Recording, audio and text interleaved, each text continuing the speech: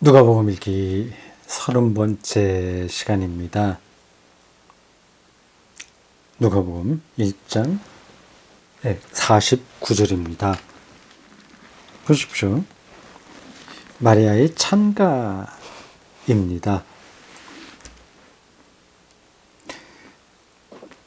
능하신 이가 큰 일을 내게 행하셨으니 그 이름이 거룩하시며. 자, 여기도 참 중요한 단어가 많이 나옵니다.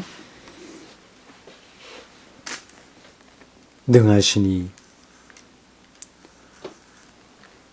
크신 일, 그 이름, 거룩입니다. 5개 단어, 4개죠? 이 4단어만 꼼꼼하게 잘 따라가도 기독교 신앙의 많은 내용을 알 수 있는 겁니다. 능하시니,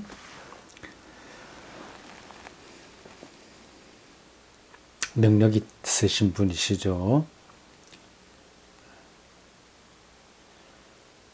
내가 원하는 것을 다 이루어 주시기 때문에 능하신 게 아니라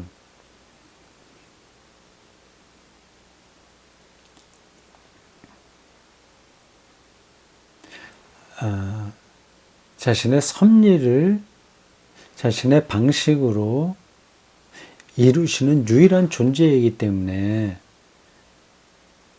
능하시다고 하는 겁니다. 어떤 신자들은 능하신 하나님, 전능하신 하나님 하면서 자기가 원하는 거를, 그 사람이요, 원하는 거를 다 들어주실 것처럼 생각합니다. 그게 완전히 틀렸다고는 할 수는 없으나 바른 건 아니죠. 자꾸만 우리는 신앙을 자기 기준에서 판단하려고 합니다. 하나님 기준으로 돌아가면 되는데 그렇지 않아요. 그렇지 못해요. 그것은 쉽지는 않습니다. 비유적으로 목자와 양의 관계, 또 아버지와 어린아이의 관계, 이렇게 좀 얘기하지 않습니까? 양들은 자기 마음대로 가고 싶은 대로 가죠. 근데 목자가 그걸 못 가게 하면, 근데 양은 불만이겠죠. 양이 자기 뜻대로 하는 것을 다 들어주는 목자로만 생각한다면 그 관계는 잘못된 거 아니겠습니까? 능하신 하나님이라는 것은 하나님의 일을 하나님의 섭리 가운데서 하나님의 방식으로 행하신다는 뜻입니다. 가장 선한 것이고요. 우리는 그런 분을 믿기 때문에 찬양을 해야죠. 내가 원하는 게 이루어지지 않는다고 해서 그게 불편할 거 하나도 없죠. 아시죠? 우리는 우리에게 뭐가 좋은 건지를 모릅니다.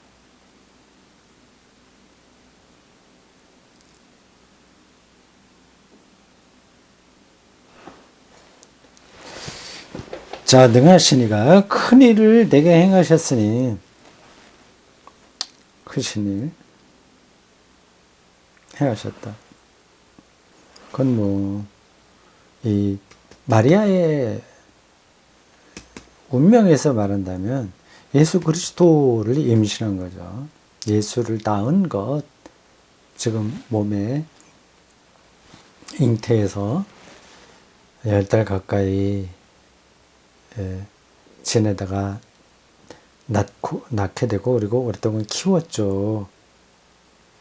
그게 큰일입니다. 큰일. 마리아가 예수를 키울 때 어땠을까? 그게 참 궁금합니다.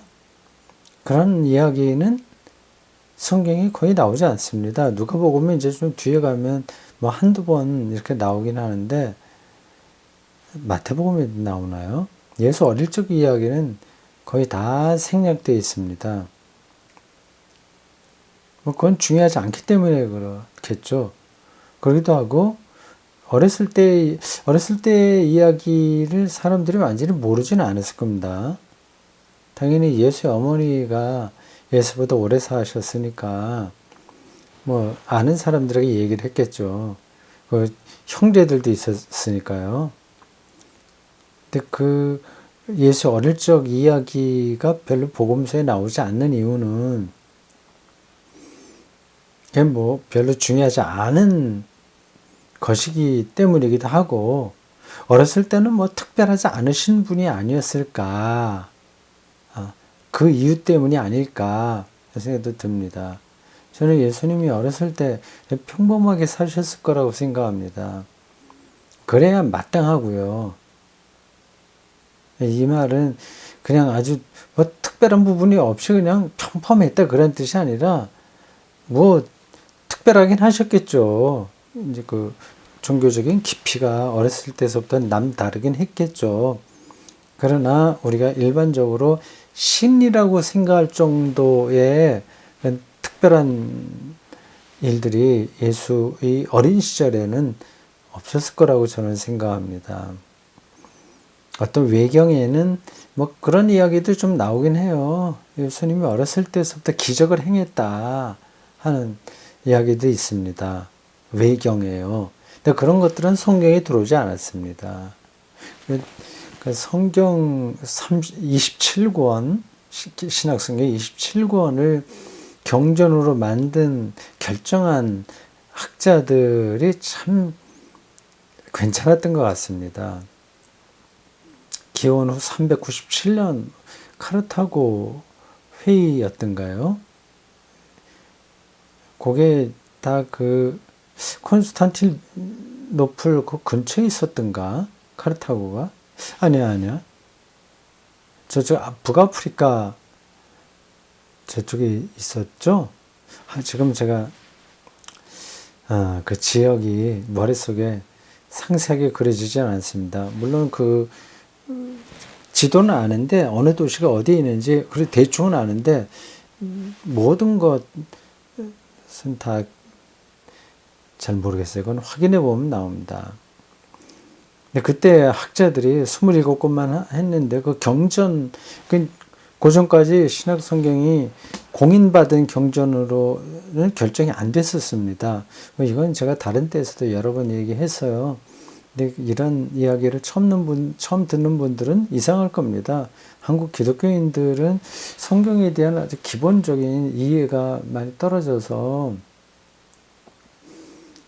좀 그 성경을 읽는데 좀 어려움이 있습니다.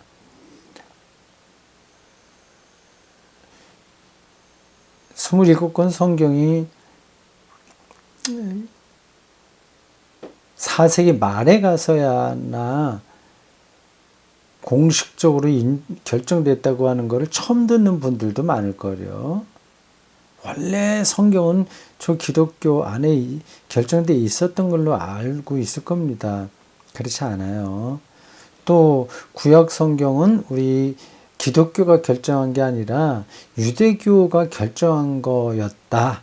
유대교가 결정한 39권을 그대로 기독교가 받아들인 거다라고 하는 것도 모르는 기독교인들이 제법 될 겁니다. 네.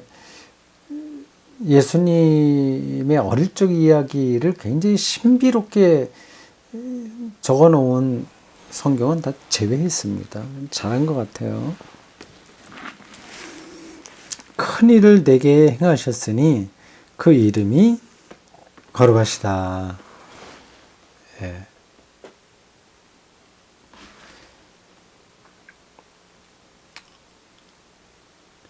우리가 마리아는 아니지만 마리아와 같은 경험은 가능합니다.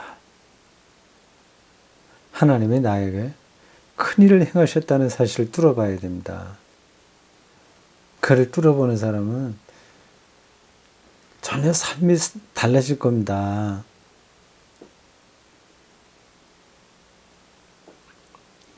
여러분들도 다 뭐 여자분들은 다 아기를 낳은 경험이 좀 있죠. 없으신 분들도 계시겠지만 그게 큰일이거든요. 그걸 큰일로 생각하는 사람은 정말 그게 하나님의 크신 일입니다.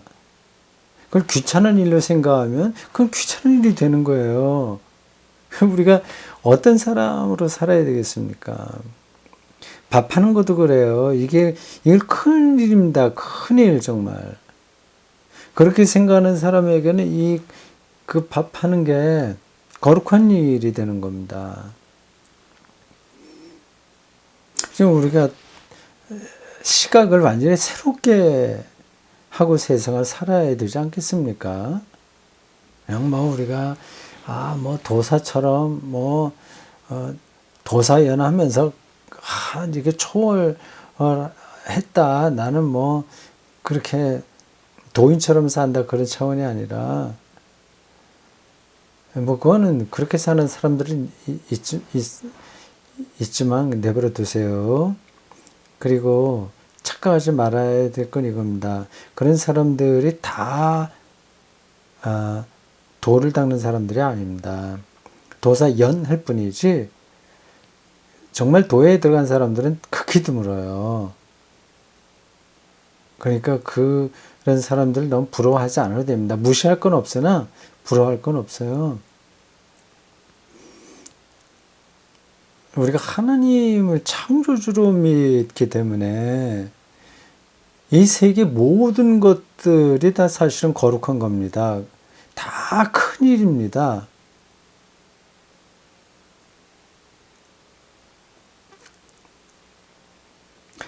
그건 뭐 당신이 성경을 이렇게 강의하면서 그렇게 살라고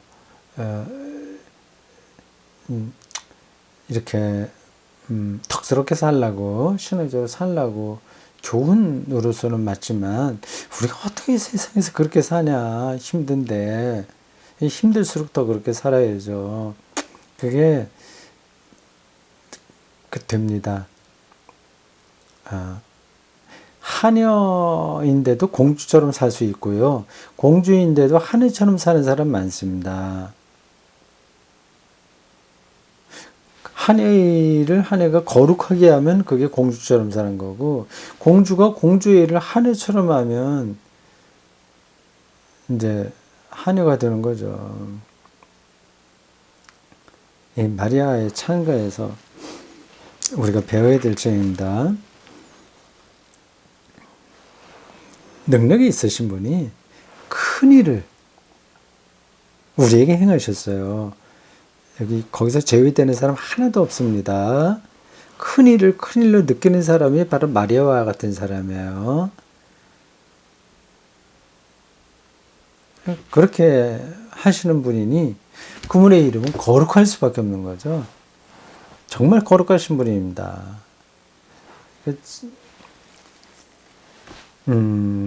엄청나게 거룩하신 거죠. 제가 이 녹화하는 시간이 짧잖아요. 그리고 뭐 이거 유튜브로 보시는 분들도 몇 명 안 되는데 그래도 이게 소중해요. 나한테는 거룩하게. 그게 큰 일로 내가 생각합니다. 뭐 수천 명, 수만 명이 여기 접속하지 않는다고 하더라도 그게 또 무슨 소용이 있겠어요. 능하신 분이 큰 일을 나에게 행하셨다는 자세로 이 소소하게 보이는 일들을 다 대하는 것, 그게 정말 우리가 이 마리아 창가대로 사는 게 아니냐는 생각이 들어요. 억지로 그렇게 살려고 억지로 그렇게 하는 게 아니라 그게 이제 복이 있는 거기 때문에 그렇습니다. 당연히 그렇게 될 겁니다. 자, 오늘 여기까지 하겠습니다.